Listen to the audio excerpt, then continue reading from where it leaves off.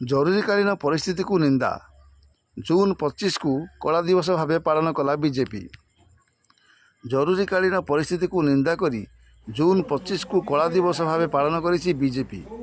ଖଲିକୋଟ ବିଧାୟକ ପୂର୍ଣ୍ଣଚନ୍ଦ୍ର ସେଠୀଙ୍କ ବାସଭବନ ପରିସରରେ ଆଜି ସନ୍ଧ୍ୟାରେ ବିଜେପି ପକ୍ଷରୁ ଜୁନ୍ 25 ତାରିଖକୁ କଳା ଦିବସ ରୂପେ ପାଳନ କରାଯାଇଛି।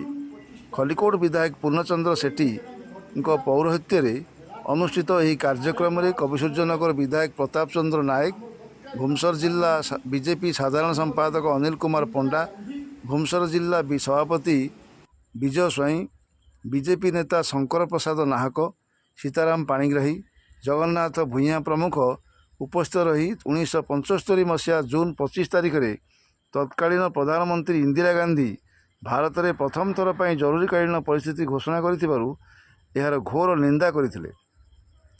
19 ମାସ ଧରି କଂଗ୍ରେସ ସରକାର ଭାରତରେ ସ୍ୱେଚ୍ଛାଚାରୀ ଶାସନ ଚଳାଇ ଦେଶର ସମସ୍ତ ବିରୋଧୀ ଦଳ ନେତାଙ୍କୁ ଜେଲ୍ ପଠାଇଥିଲେ ବୋଲି ସମସ୍ତ ବକ୍ତା ନିଜ ନିଜର ଅଭିଭାଷଣରେ କହିଥିଲେ। ଏହି କାର୍ଯ୍ୟକ୍ରମରେ ବହୁ ସଂଖ୍ୟାରେ ଦଳୀୟ ନେତା ଓ କର୍ମୀ ଉପସ୍ଥିତ ଥିଲେ। विजय कुमार स्वाई जिला सभापति। आज भारतीय जनता पार्टी तरफ सारा भारत वर्ष प्रत्येक जिले में कला दिवस पालन तार अर्थ है विगत दिन में पूर्वतन प्रधानमंत्री श्रीमती इंदिरा गांधी जो भाई भाव दुर्नीति भ्रष्टाचार कुसंस्कार को जनसाधारण समर्थन कले ना तार प्रतिवाद तार भय से गणतंत्र को हत्या करते एवं इमरजेंसी लागू करते इमरजेंसी लागू करने द्वारा देश भितर एक कोकुआ भय सृष्टि होता। भारतर बड़ बड़ नेता अटल बिहारी वाजपेयी आरंभ कर चंद्रशेखर पर्यंत प्राय हजार हजार नेता को कारावरण करने पड़ा एवं तार प्रतिवाद स्वरूप इंदिरा गांधी जो इमरजेंसी उठला से जनसाधारण आक्रोश शिकार हेले निर्वाचन में से हारिगले। एथुरु आम जाना हम जे भारत वर्ष एक सुस्थ गणतंत्र आवश्यकता रही। जनसाधारण गणतंत्र को जदि किए भी कुठाराघात कले क्षमा देवे ना। तेणु जो भाव से एक अपकर्म कले गणतंत्र को हत्या करने चेष्टा कले तार प्रतिवाद रे सारा भारत वर्ष प्रत्येक जिले में आज कला दिवस पालन करा आज भुवनेश्वर जिले में आम भारतीय जनता पार्टी तरफ कला दिवस पालन करूँ।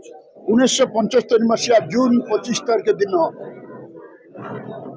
आमर स्वाधीन भारत रे नेशनल इमरजेंसी डिक्लेयर करथिले तत्कालीन प्रधानमंत्री श्रीमती इंदिरा गांधी जो कि 21 मास काल लोक बहुत हंतसंत होते विशेषकर निर्वाचित प्रतिनिधि माने जेल रे बहुत दुखरे कालातिपात करुथिले।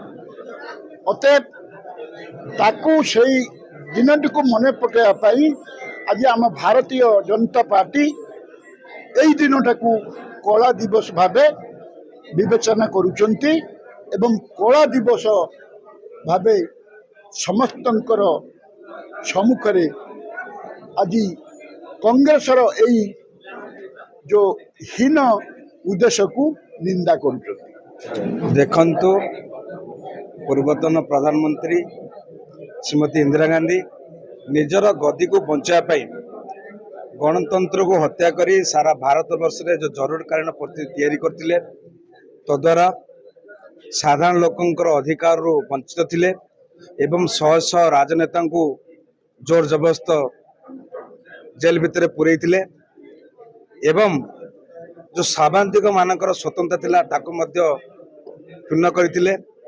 ताको मन पकाइवाई जो भारत को आम स्वाधीन करते गोटे गणतंत्र राष्ट्र एवं गणतंत्र राष्ट्र प्रत्येक नागरिक अधिकार केमती बंची रहा पाथ्य करी आज भारतीय जनता पार्टी कांग्रेस से समय जो कलाकारण करथिला ताहार केमती पुनरावृत्ति न हो एवं गोटे सुस्थ वातावरण भितर गणतंत्र राष्ट्र समस्त अधिकार पातु ताकू सचेतन करने आज भारतीय जनता पार्टी सारा भारतर प्रत्येक जिले में आपको पालन करा जाउची।